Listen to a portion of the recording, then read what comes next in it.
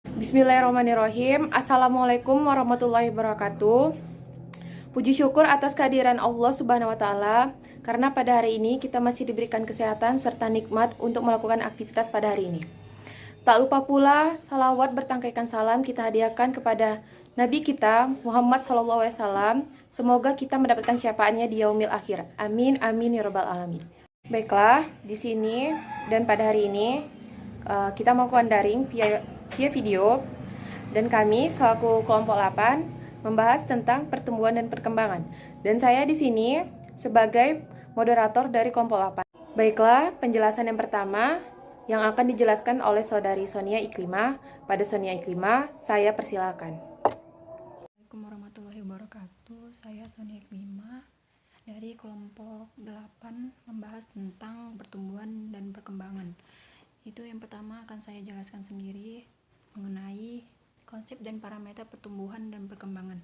Pengertian pertumbuhan selalu dikaitkan dengan perkembangan, padahal kedua istilah tersebut memiliki pengertian dan konsep yang berbeda, walaupun sama-sama merupakan proses yang tidak dapat dipisahkan.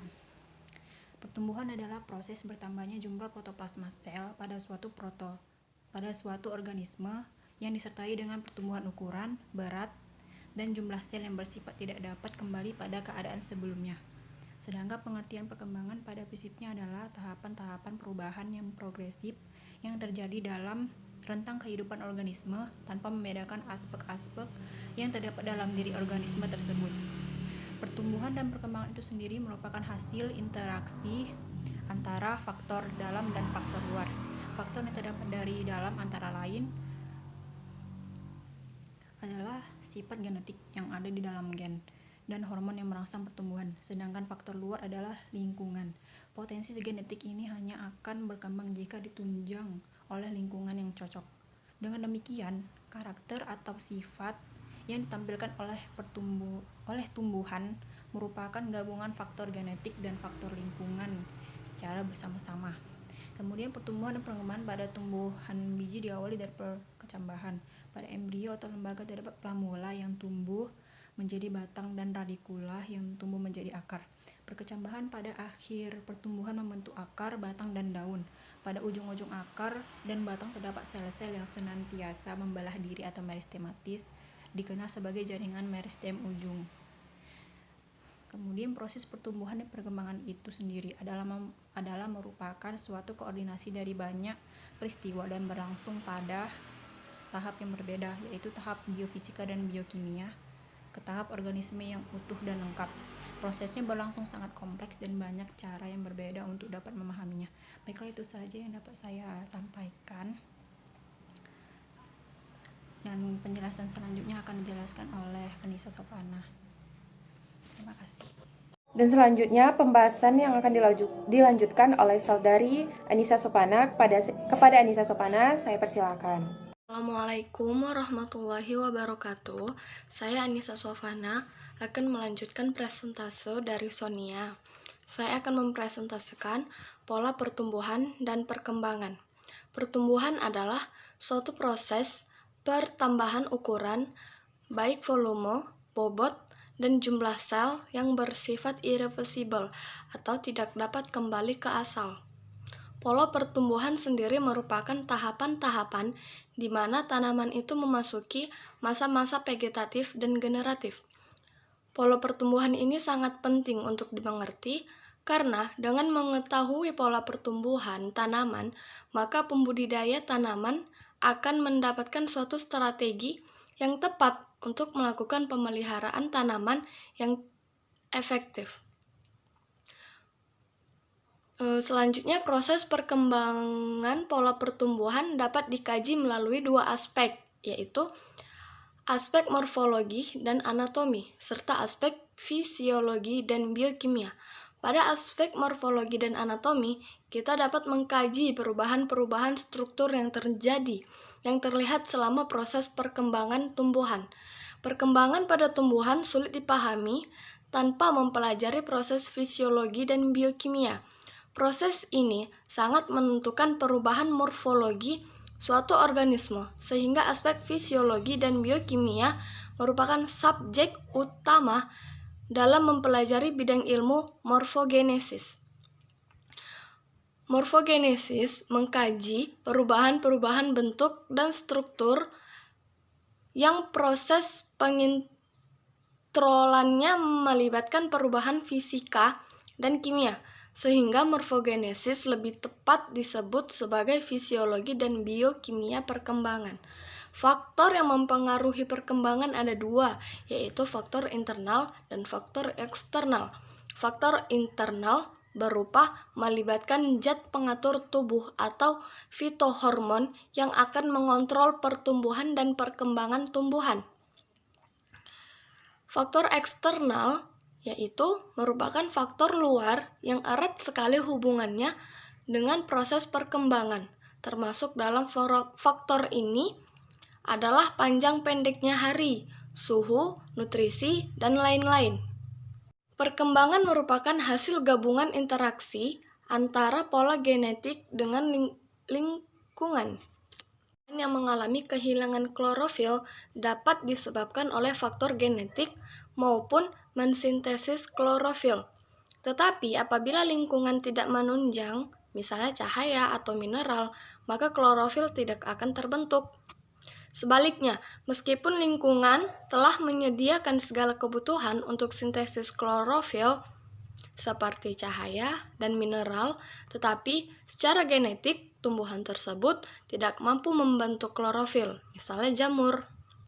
Maka klorofil tersebut tidak akan terbentuk. Dalam hal ini dinyatakan bahwa genetik mengontrol pembentukan enzim-enzim yang diperlukan dalam sintesis klorofil. Dalam pola pertumbuhan sendiri, tanaman mengalami dua fase, yaitu fase vegetatif dan generatif. Fase vegetatif adalah fase perkembangan bagian vegetatif dari suatu tanaman. Bagian vegetatif dari tanaman adalah akar, batang, dan daun. Fase generatif adalah fase berkembangnya bagian-bagian generatif dari suatu tanaman. Bagian generatif yaitu seperti bunga, buah, dan biji. Fase vegetatif ini sendiri berlangsung selama periode tertentu. Setiap tanaman memiliki periode fase vegetatif yang berbeda-beda. Selama fase vegetatif ini berjalan pada periode tertentu, maka tanaman juga akan berangsur-angsur masuk dan berganti ke fase generatif. Dalam satu daur pertumbuhan tanaman, fase vegetatif dan fase generatif saling bergantian. Pertumbuhan vegetatif sendiri sudah dimulai sejak tanaman dan dalam media yang sudah paten. Hal ini berarti sejak masa pembenihan dan perkecambahan. Setelah masa penyaingan, maka pertumbuhan vegetatif baru akan berjalan secara maksimal. Pertumbuhan ini yaitu mulai tumbuhnya akar sejati yang sudah kuat dan berkembang terus ke dalam tanah. Untuk batangnya sendiri juga akan terus bertambah besar dan tinggi. Jika pada tanaman yang berkambium, maka tanaman ini juga akan melebar dan menjadi semakin keras. Pada daun sendiri akan terus bertambah sampai nanti memasuki fase generatifnya. Fase generatif berlangsung sampai waktu tertentu, kemudian berangsur diganti fase generatif. Pada tanaman ini, fase vegetatifnya terlihat jelas dan berbeda pada fase generatif. Pada tanaman fase vegetatif sesuai dengan waktunya.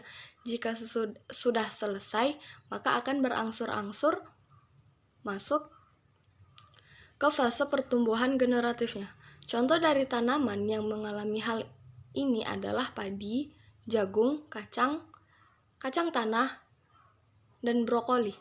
Fase vegetatif dominan atas fase generatif. Pada tanaman yang mengalami hal ini, fase vegetatif berlangsung lebih lama daripada fase generatifnya. Contoh tanaman yang mengalami fase vegetatif dominan atas fase generatif adalah kubis, Brussels sprout, dan bawang merah.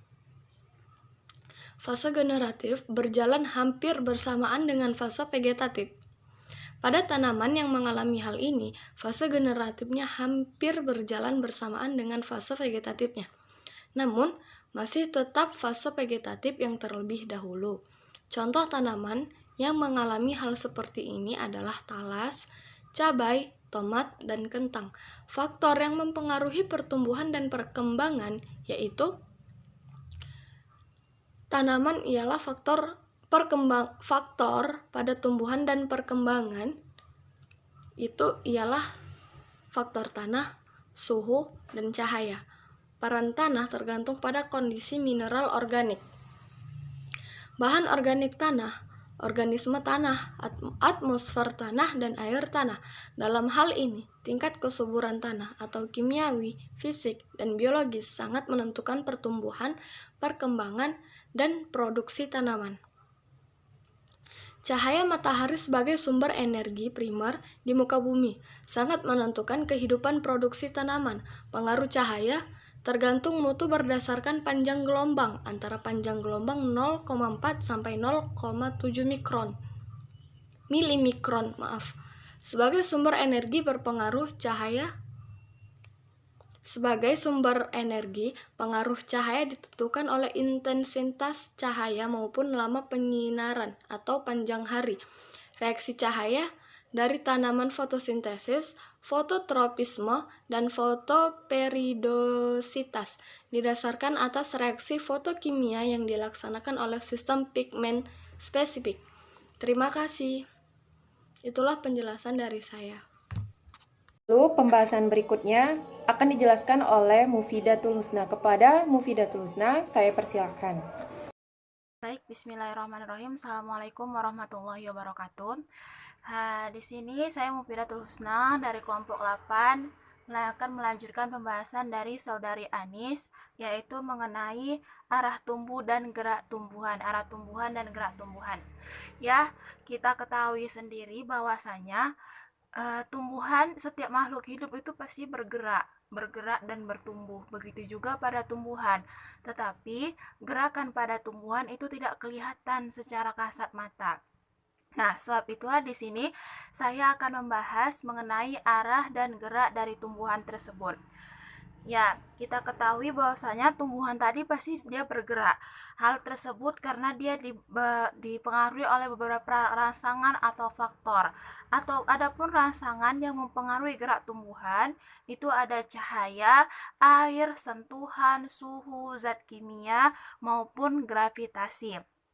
Nah, selanjutnya di sini saya akan membahas arah tumbuhan. Nah, arah tumbuhan itu sebenarnya mengarah kepada dua arah. Yang pertama ke bawah atau dia menuju ke bumi, itu dia akar. Kita lihat sendiri bahwasanya akar tuh arahnya geraknya tuh ke bawah, arah geraknya. Dan yang menuju ke atas itu kita lihat sendiri bahwasanya tanaman yaitu pada daunnya dan batangnya sendiri.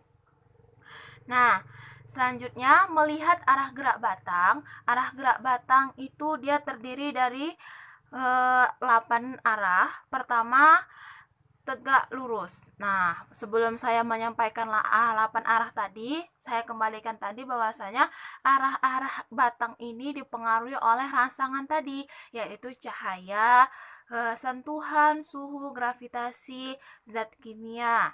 Nah, yang pertama gaya arah batang tegak lurus, yaitu batangnya seperti batang pepaya. Kita lihat sendiri bahwasanya batang pepaya itu dia tegak lurus mengarah ke langit atau ke atas. Kedua, menggantung.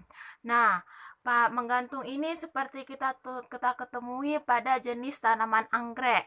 Kemudian ada berbaring. Berbaring ini terletak pada permukaan tanah, hanya ujungnya sedikit membengkok ke atas, misalnya pada semangka, pada tanaman semangka. Kemudian menjalar ini seperti tanaman ubi jalar. Kita lihat sendiri bentuk bagaimana batang dari ubi jalar tersebut. Kemudian serong ke atas atau condong, ini seperti kacang tanah. Nomor 6 ada mengganggu, itu seperti bunga matahari. Nah, kita lihat sendiri bahwasanya batang tumbuhan ini tegak lurus ke atas, tetapi ujungnya itu agak membengkok sedikit ke bawah. Nah, selanjutnya ada memanjat. Memanjat ini seperti pada daun sirih atau paper beetle. Kemudian terdapat membelit. Yang terakhir itu arah batang, yaitu membelit. Nah, membelit ini seperti contohnya yaitu pada gadung.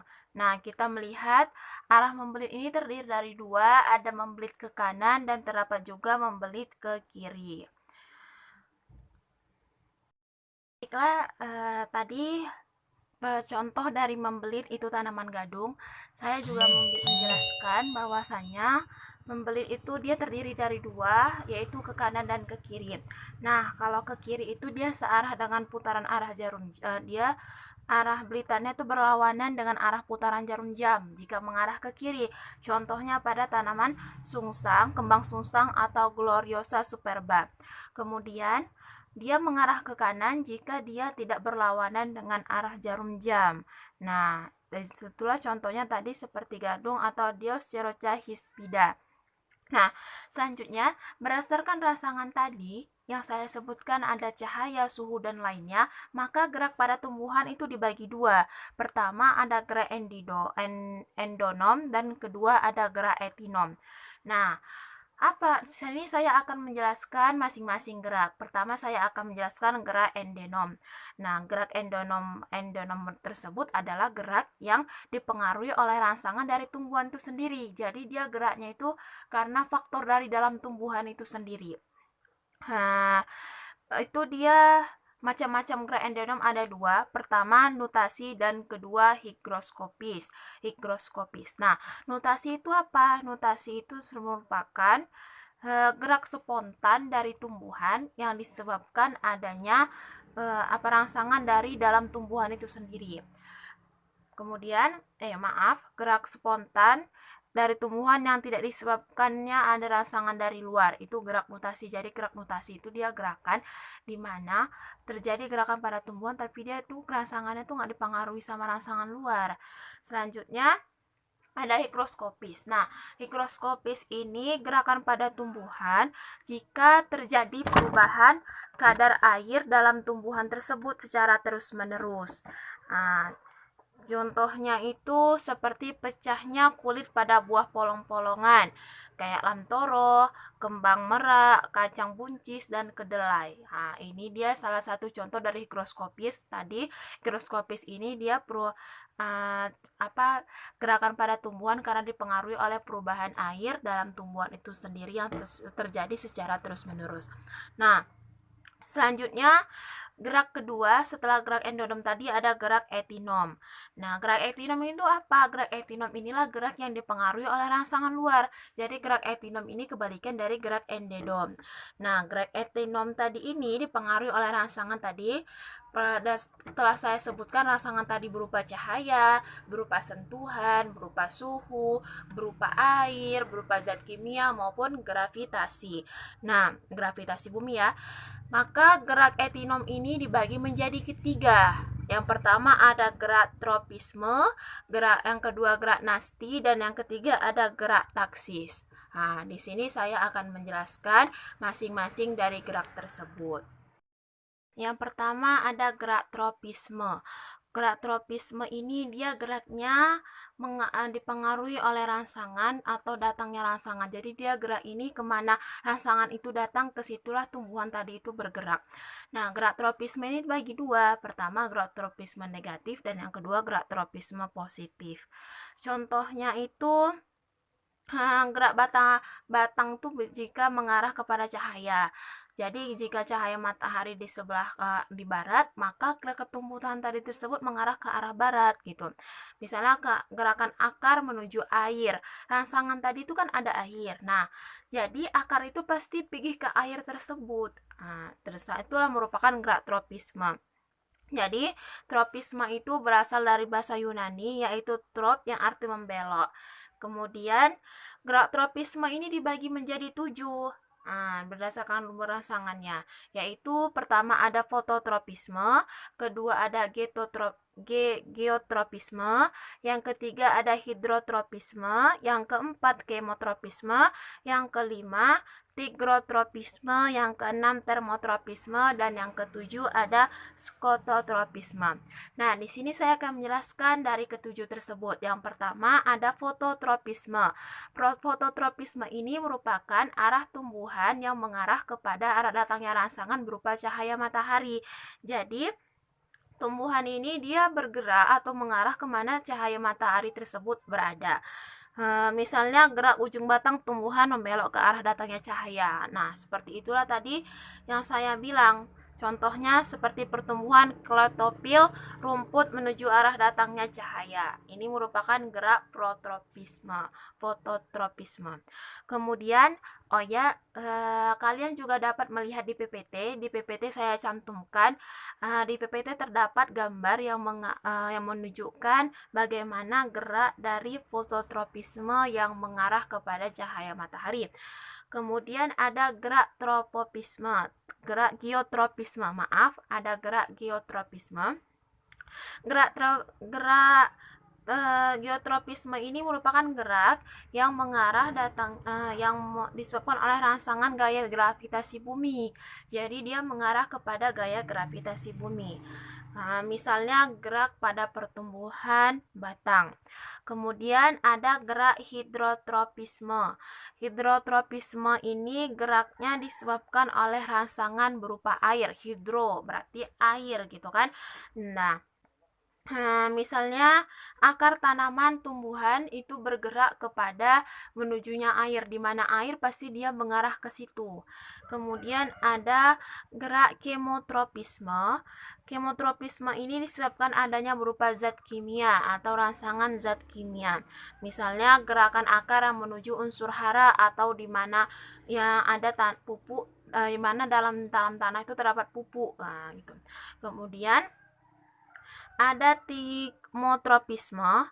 Tigmotropisme ini merupakan tanaman yang geraknya itu dipengaruhi oleh sentuhan, pertumbuhan sel tanaman yang dipengaruhi oleh yang dirangsang oleh sentuhan. Nah, ini contohnya seperti anggur ataupun seperti sirih. Kemudian ada termotropisme. Termotropisme itu apa? Nah, termotropisme ini merupakan tanaman yang dipengaruhi oleh rangsangan berupa panas atau perubahan panas. Selanjutnya ada ketujuh, ada skototropisme. Nah, skototropisme ini dia tumbuhan tersebut mengarah kepada kegelapan, karena skototropisme ini berasal dari bahasa Yunani. Skotos berarti kegelapan, jadi pergerakan pertumbuhannya itu ke arah kegelapan. Kemudian gerak kedua yaitu gerak nasti. Gerak nasti adalah gerak bagian tumbuhan yang dipengaruhi oleh rangsangan, namun arahnya tidak pengaruhi oleh datangnya rangsangan. Jadi dia dipengaruhi oleh rangsangan tadi, tapi dia bergerak nggak ke arah rangsangan tersebut. Oleh karena itu, gerak dan bagian tubuh tumbuhan yang melakukan gerakan nasti disebut oleh tumbuhan itu gerak nasti ditentukan oleh tumbuhan itu sendiri. Jadi dia dipengaruhi rangsangan tadi berupa cahaya, air. Cuman gerak nasti ini dia tumbuhannya itu walaupun dipengaruhi oleh rangsangan lain, tapi dia nggak berpengaruh, dia mengarah kemana arah tumbuhan itu sendiri gitu. Contohnya menutupnya daun putri malu dan tumbuhan Venus karena sentuhan. Nah, kita lihat daun putri malu jika kita sentuh pasti dia tertutup gitu. Tuh daun putri malu kan. Kemudian misalnya membuka dan menutupnya tanaman bunga pukul 4. Jadi, tanaman ini membuka ketika pukul 4 dan menutup juga ketika pukul 4. Inilah tadi dia dipengaruhi oleh rangsangan. Cuman dia arah tumbuhannya itu, arah geraknya itu nggak tergantung sama rangsangan tadi gitu. Nah, kemudian seperti membuka dan menutupnya stomata. Kemudian ditinjau dari rangsangannya, gerak nasti itu dibedakan menjadi 6. Pertama fotonasti, yang kedua aktinasti, yang ketiga tikmonasti, yang keempat termonasti, yang kelima haptonasti, dan yang keenam nasti kompleks. Nah, di sini saya akan membahas satu-satu. Yang pertama fotonasti. Nah, fotonasti adalah gerak nasti pada tumbuhan yang disebabkan oleh rangsangan cahaya matahari. Jadi, fotonasti ini dia tumbuhannya disebabkan oleh rangsangan cahaya matahari. Gerakan pada tumbuhan disebabkan oleh rangsangan cahaya matahari. Misalnya, bunga pukul 9 yang mekar ketika pukul 9. Nah, kita tahu pukul 9 pagi merupakan cahaya matahari sudah timbul. Nah, saat itulah bunga pukul 9 mulai mekar. Jadi dia rangsangannya dipengaruhi oleh cahaya matahari, tapi dia arahnya atau pertumbuhan arahnya itu dia melakukan dari tumbuhannya sendiri. Jadi dia membuka ketika pukul 9, karena ketika pukul 9 tersebutlah cahaya matahari sudah ada. Kemudian misalnya bunga pukul 4, Mirabilis jalapa yang akan mekar pada sore hari dan menutupnya pada esok paginya. Jadi dia mekar pada jam 4 sore dan dia menutup pada 4 pagi. Nah, begitulah contoh dari fotonasti. Jadi dia arah rangsangannya dipengaruhi oleh cahaya matahari, tetapi dia memiliki apa namanya itu bergerak dengan sendirinya. Kemudian ada niknasti. Nah, apa itu niknasti? Niknasti merupakan gerak yang disebabkan oleh suasana gelap. Nah, seperti contohnya itu daun-daunan tumbuhan polong-polongan. Dia akan menutup ketika malam hari atau waktu malam. Kita ketahui bahwasanya waktu malam tersebut merupakan cahaya matahari tidak ada. Dia sudah gelap sehingga seperti tanaman polong-polongan ketika malam hari dia sudah menutup. Daun-daun tersebut akan buka kembali pada pagi hari. Selain disebabkan oleh gelap, gerak tidur daun-daunan tersebut dapat terjadi akibat perubahan tekanan turgor di dalam persediaan daun. Misalnya gerak tidur daun pohon turi di malam hari yang mengatupnya daunnya saat hari mulai gelap. Jadi gerak nasti ini gerak dia dipengaruhi oleh suasana gelap. Jadi ketika malam hari dia mulai menutup. Seperti tadi yang saya jelaskan itu dia ada daun pada polong-polongan. Yang kemudian ada tikmonasti. Nah, apa itu tikmonasti? Gerakan tikmonasti disebabkan oleh rangsangan mekanis berupa sentuhan atau tekanan. Contohnya seperti tadi dia tanaman putri malu. Tanaman putri malu ini termasuk ke dalam tikmonasti. Itu dia karena dia disebabkan oleh sentuhan. Nah, tanaman putri malu ini ketika disentuh maka dia membutuhkan waktu kurang lebih dari 10 menit untuk kembali kepada keadaan seperti semulanya. Selanjutnya ada gerakan termonasti. Gerakan termonasti ini gerakan yang disebabkan oleh rangsangan suhu. Misalnya pada mekarnya bunga tulip itu dia tergantung pada suhu daerah tersebut. Pada saat suhu udaranya sesuai maka bunga tulip ini dia akan mekar. Ini bunga tulip termasuk gerakan termonasti. Kemudian ada gerakan haptonasti. Nah, gerakan haptonasti tersebut adalah gerakan yang disebabkan oleh sentuhan serangga. Misalnya kita temukan pada kantung semar. Nah, kantung semar ketika tanaman kecil atau serangga masuk ke dalamnya, maka kantung semar tadi itu dia akan menutup. Kemudian ada yang terakhir dari gerak nasti ini ada nasti kompleks. Nah, nasti kompleks ini dia gerakannya semua dipengaruhi oleh semua rangsangan. Ada rangsangan cahaya matahari, suhu, air, semuanya dipengaruhi. Ini contohnya seperti gerakan pada stomata, pada membuka dan menutupnya stomata. Kemudian ada gerak taksis. Nah, gerak taksis adalah gerak seluruh atau bagian tumbuhan yang berpindah tempat dan arah berpindahnya dipengaruhi oleh datangnya rangsangan. Jadi gerak taksis ini dia arahnya itu dipengaruhi oleh datangnya rangsangan dan dia juga berpindah tempat. Nah, gerak taksis ini dia dibagi menjadi dua, ada fototaksis dan kedua ada kemotaksis. Nah, yang pertama fototaksis. Fototaksis adalah gerak taksis yang disebabkan oleh adanya rangsangan berupa cahaya, misalnya klorofil. Nah, hijau daun. Kita tahu sendiri bahwasanya klorofil itu terkandung atau terdapat di dalam daun. Jadi kita tahu bahwasanya klorofil itu atau zat hijau daun itu menyebabkan proses terjadinya fotosintesis. Jadi, kemana datang arah cahaya tersebut, pasti zat hijau daun tadi itu mengarah ke sana karena cahaya matahari berguna untuk berlangsungnya fotosintesis. Jadi salah satu fototaksis ini dia seperti klorofil yang dia mengarah ke yang arahnya itu disebabkan oleh cahaya matahari. Kemudian terakhir dari pembahasan saya ada kemotaksis. Nah, kemotaksis adalah gerakan taksis yang disebabkan oleh rangsangan berupa zat kimia. Jadi kemo itu kan dia kayak kimia. Nah, kemotaksis ini dia rangsangan yang terjadi karena adanya zat kimia. Misalnya tumbuhan, misalnya spermatozoa yang bergerak menuju ke sel telur pada peristiwa pembuahan metagenesis tumbuhan lumut bryophyta. Nah, hal-hal tersebut yang telah saya jabarkan merupakan arah dan gerak daripada tumbuhan. Maka jika ditanya apakah tumbuhan bergerak, maka tumbuhan bergerak, tetapi tumbuhannya itu tidak kelihatan karena dia banyak faktornya. Dan tumbuhan tersebut bergerak karena dipengaruhi oleh rangsangan tadi yang seperti cahaya, air, suhu, dan lainnya. Itu saja dari saya kembalikan ke moderator. Terima kasih. Assalamualaikum warahmatullahi wabarakatuh. Baiklah, pembahasan berikutnya saya sendiri akan membahas tentang faktor-faktor yang mempengaruhi pertumbuhan dan perkembangan. Baik, lanjut saja. Faktor-faktor yang mempengaruhi pertumbuhan dan perkembangan itu ada dua faktor, yaitu faktor internal dan faktor eksternal. Faktor internal adalah faktor-faktor yang berasal dari dalam tubuh tumbuhan itu sendiri. Sedangkan faktor luar adalah faktor-faktor yang berasal dari luar tubuh tumbuhan atau lingkungan pertumbuhan tanaman. Dan itu dipengaruhi oleh dua faktor, yaitu faktor interseluler dan faktor interseluler. Baik, pertama itu faktor luar.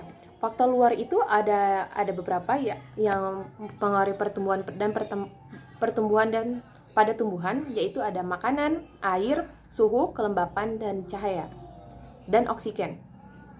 Yang pertama, makanan. Makanan adalah sumber energi dan sumber materi untuk mensintesis berbagai komponen sel. Nutrien yang dibutuhkan tumbuhan bukan hanya karbon dioksida dan air, tetapi juga unsur-unsur lainnya. Karbon dioksida diabsorpsi oleh daun, sedangkan air dan mineral diserap oleh akar. Tumbuhan yang diberi pupuk akan tumbuh lebih baik dan lebih cepat dibandingkan dengan tumbuhan yang tidak diberi pupuk. Baik, selanjutnya air. Tanpa air, tumbuhan itu tidak akan tumbuh. Air termasuk senyawa utama yang sangat dibutuhkan tumbuhan. Air juga berfungsi dalam fotosintesis. Media terjadinya reaksi enzimatik, menjaga kelembapan, dan membantu perkecambahan biji. Tanpa air, reaksi kimia dalam sel tidak akan berlangsung sehingga mengakibatkan tumbuhan akan mati. Oleh karena itu, siramlah tanaman di perkarangan rumah secara teratur dengan air secukupnya sehingga menjaga kelangsungan kehidupan tanaman tersebut. Baik, selanjutnya suhu. Tumbuhan dapat tumbuh baik jika berada dalam suhu yang optimum. Tumbuhan di daerah tropis mempunyai suhu optimum antara 22 sampai 20 derajat Celcius. Suhu terendah yang memungkinkan tumbuhan masih dapat hidup disebut suhu minimum. Sedangkan suhu maksimum merupakan suhu tertinggi yang memungkinkan tumbuhan masih dapat hidup.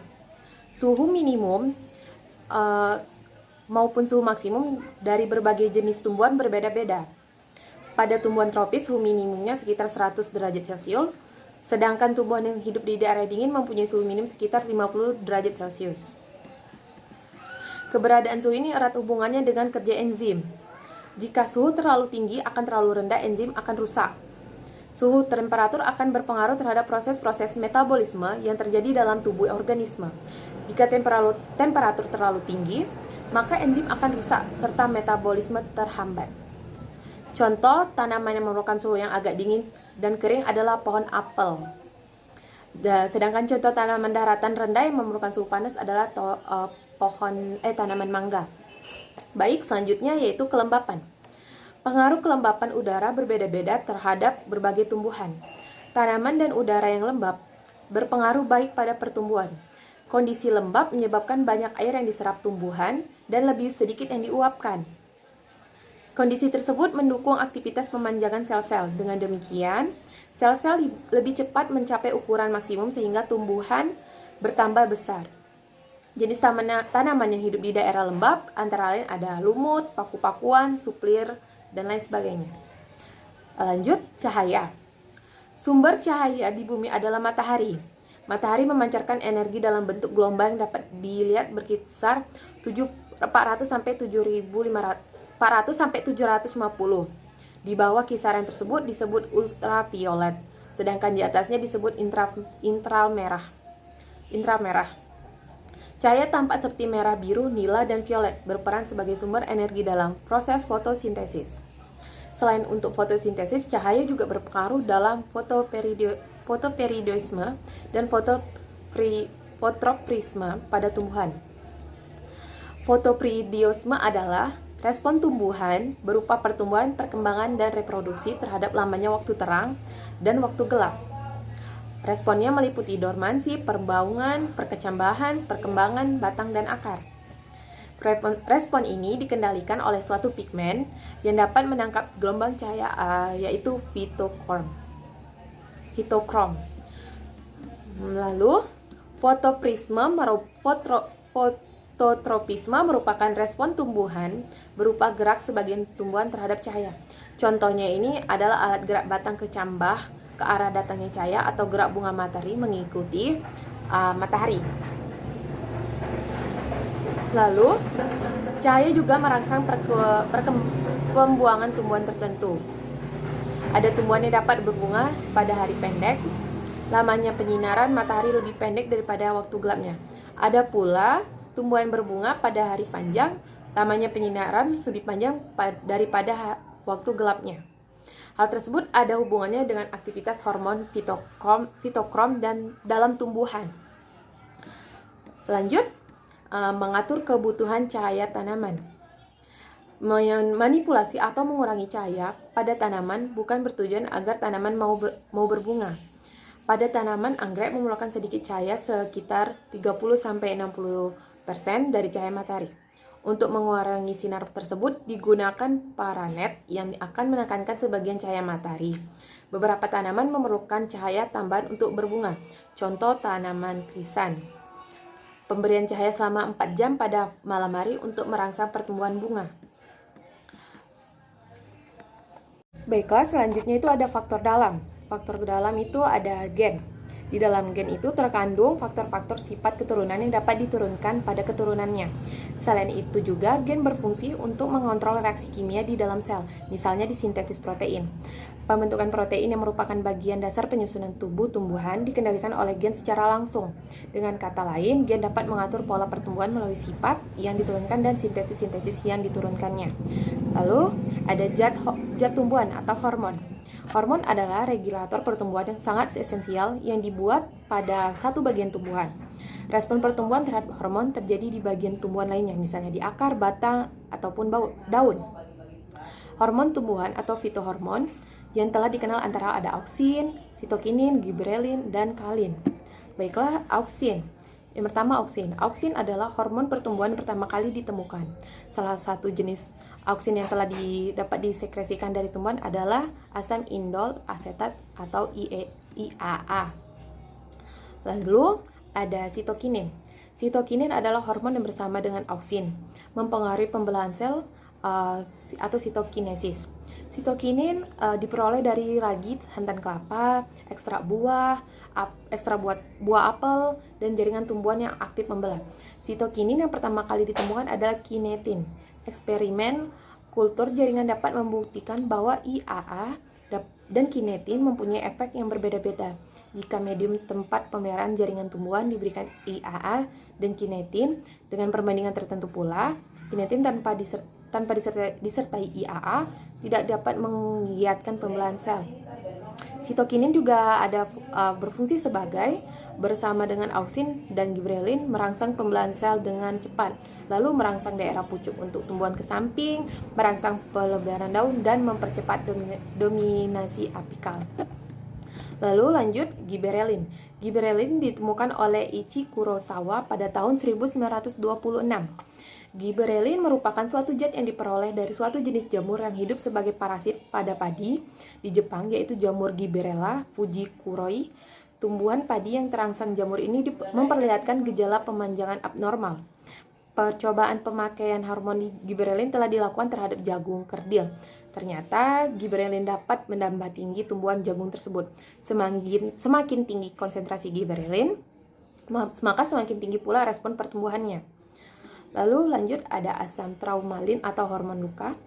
Tanaman mampu memperbaiki kerusakan atau luka yang terjadi pada tumbuhnya. Kemampuan tersebut dinamakan regenerasi atau restitusi, yang dipengaruhi oleh hormon luka atau asam traumalin. Hormon ini pertama kali dipelajari oleh Heberlein. Pada percobaan yang dilakukan, jaringan tumbuhan dilukai lalu dicuci bersih. Ternyata bekas bidang luka tidak membentuk jaringan baru. Pada jaringan luka yang dibiarkan akan terbentuk jaringan baru di dekat luka tersebut. Lalu ada kalin, hormon yang mempengaruhi pembentukan organ tumbuhan, misalnya kauloksin fungsinya merangsang pertumbuhan batang, rizokalin fungsinya merangsang pertumbuhan akar, fitokalin fungsinya merangsang pertumbuhan daun, dan atau kalin fungsinya merangsang pertumbuhan bunga, dan asam abisat fungsinya menghambat pertumbuhan bila kondisi buruk sehingga tanaman berada dalam keadaan dorman. Lalu ada etilen. Etilen adalah hidrokarbon sederhana yang dihasilkan dalam jumlah sedikit oleh sebagian besar tumbuhan dan berfungsi sebagai hormon pertumbuhan. Hormon ini dihasilkan oleh buah yang sudah tua dan berfungsi dalam pematangan buah atau biji. Etilen juga menyebabkan pertumbuhan batang menjadi tebal dan kokoh. Etilen dirangsang oleh auksin sehingga dapat memicu pembuangan pohon mangga dan manggis, serta menyebabkan gugurnya daun. Sementara itu, jika bersama-sama dengan gibberellin dapat mengatur perbandingan bunga betina pada tumbuhan berumah satu. Etilen merupakan senyawa unik dan hanya dijumpai dalam bentuk gas atau C2H4. Lalu ada asam absisat. Asam absisat adalah hormon yang menghambat pertumbuhan. Hormon ini akan aktif ketika tumbuhan berada pada kondisi atau keadaan lingkungan yang kurang baik untuk tetap mempertahankan hidupnya. Oleh karena itu, asam absisat dapat membentuk tumbuhan untuk mengatasi tekanan dari kondisi yang kurang baik.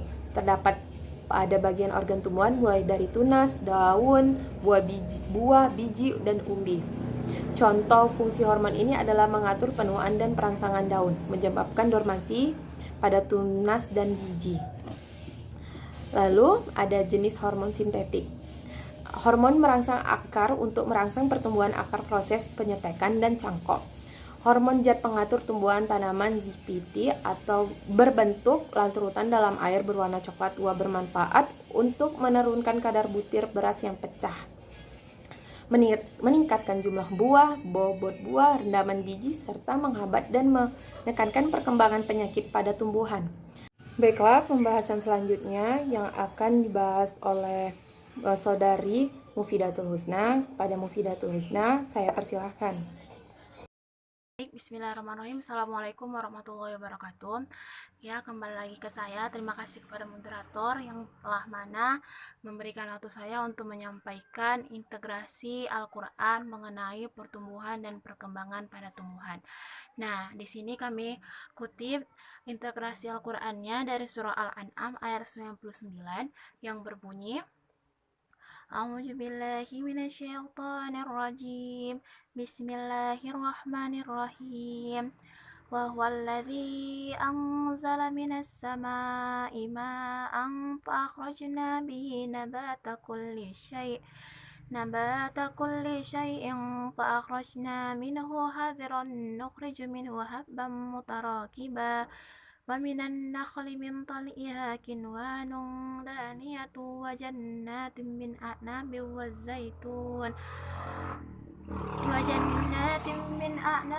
والزيتون والرمان مشتبها وغير متشابه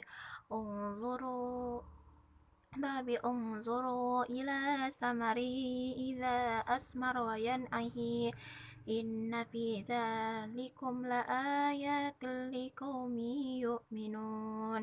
Sadaqallahul azim. Adapun artinya, Dan dialah yang menurunkan air dari langit, lalu kami tumbuhkan dengan air itu segala macam tumbuhan. Maka kami keluarkan dari tumbuhan-tumbuhan itu tanaman yang menghijau. Kami keluarkan dari tanaman yang menghijau itu butir yang banyak, dan dari mayang kurma mengurai tangkai-tangkai yang menjulai dan kebun-kebun anggur. Dan kami keluarkan pula zaitun dan delima yang serupa dan yang tidak serupa. Perhatikanlah buahnya pada waktu berbuah dan menjadi masa. Sungguh pada demikian itu ada tanda-tanda kuasaan Allah bagi orang-orang yang beriman. Nah, dari ayat tersebut kita mengetahui bahwasanya Allah Subhanahu wa taala berfirman, Allah menghendaki setiap makhluk hidup yang di bumi ini pasti memiliki rezeki tersendiri. Begitu juga dengan tumbuhan. Allah menurunkan hujan untuk menumbuhkan tumbuhan tersebut. Hal ini juga sesuai dengan makalah kita pertumbuhan dan perkembangan. Tumbuhan tersebut akan tumbuh dan berkembang jika dipengaruhi oleh beberapa faktor. Salah satunya air, karena air merupakan faktor yang menunjang untuk pertumbuhan tumbuhan tersebut. Nah, begitu juga dalam ayat ini Allah telah menurunkan air dari langit untuk menumbuhkan segala macam tumbuhan. Nah, dari tumbuhan-tumbuhan tersebut keluarlah biji, kemudian dia berkembang. Nah, contohnya seperti kurma, anggur, delima, zaitun. Nah, tumbuhan tersebut merupakan tumbuh-tumbuhan yang atas karunia Allah dia tumbuh. Nah, kita tahu sendiri jika berkaitan dengan makalah kami bahwasanya seperti tadi arah-arah tumbuhan macam-macam tumbuhan yang tersebut dalam Al-Qur'an ini dia berbeda-beda. Seperti pada anggur tadi yang telah saya sebutkan bahwasanya anggur ini dia Nah, seperti tadi anggur kita tahu bahwasanya dia bergerak dan mengarah termasuk dalam klikmotropisme. Itu dia mengarah kemana sentuhan datang. Di sini saya akan menyampaikan kesimpulan dari hasil makalah kami mengenai pertumbuhan dan perkembangan pada tumbuhan. Pertumbuhan adalah proses bertambahnya jumlah protoplasma sel pada suatu organisme yang disebut dengan pertumbuhan ukuran, berat, dan jumlah sel yang bersifat tidak dapat kembali lagi kepada keadaan semulanya. Sedangkan perkembangan adalah pada prinsipnya merupakan tahapan-tahapan perubahan yang progresif yang terjadi dalam rentang kehidupan organisme tanpa membedakan aspek-aspek yang terdapat dalam diri organisme tersebut. Nah, itu pengertian yang kami simpulkan dari pertumbuhan dan perkembangan. Kemudian, pertumbuhan dan perkembangan oleh tumbuhan ini disebabkan oleh beberapa faktor, yaitu faktor internal dan faktor eksternal, di mana faktor internal ini mempengaruhi yaitu faktor genetik dan hormon yang merangsangnya, sedangkan faktor dari eksternal merupakan faktor dari lingkungan seperti lingkungan, makanan, dan zat tumbuh. Dan tumbuhan juga bergerak dan gerakannya adapun arah dan gerak tumbuhan itu terjadi beberapa gerak. Pertama, gerakan ini juga dipengaruhi oleh rangsangan, yaitu tadi cahaya, air, suhu, zat kimia, gravitasi. Kemudian rangsangan ini pula yang menentukan tumbuhan tersebut bergerak dan berarah kemana arah tumbuhan itu bergerak. Kemudian adapun gerak-gerakan pada tumbuhan itu tadi saya jelaskan dibagi menjadi dua. Pertama gerakan endonom dan kedua gerakan etinom. Nah, di gerak-gerakan tersebut juga terdapat bermacam-macam gerakan yang lainnya. Baiklah, berakhirnya penjelasan pembahasan dari kelompok 8 mengenai pertumbuhan dan perkembangan. Saya di sini sebagai moderator menutup pembahasan pada hari ini. Lebih dan kurang saya mohon maaf. Dan saya akhiri, wabillahi taufiq wal hidayah. Wassalamualaikum warahmatullahi wabarakatuh.